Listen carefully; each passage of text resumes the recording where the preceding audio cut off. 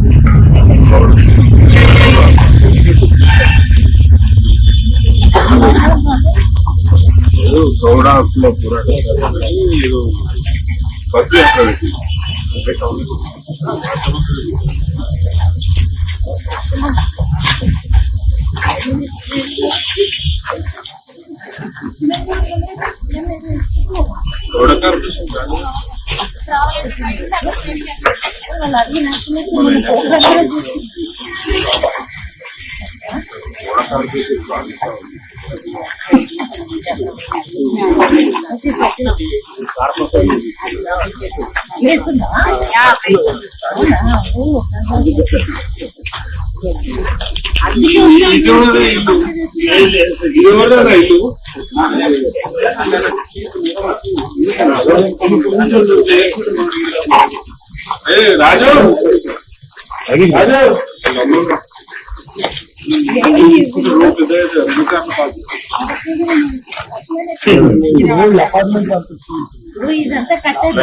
ఇప్పుడు ఇది function hall ఉంది, అందరు ఇల్లు ఉన్నాయి, రేపు కాలనీ జరుగుతాయి. ఒక కార్ వస్తే ఇంకో కార్ ఆగొద్దు. ఎంత పెద్దగా ఉంటుంది ఒకవేళ మాంజీరాలు అయితే అందరు పెద్ద మనుషులు ఎక్కువ రాట్లకి వెళ్ళి కొంచెం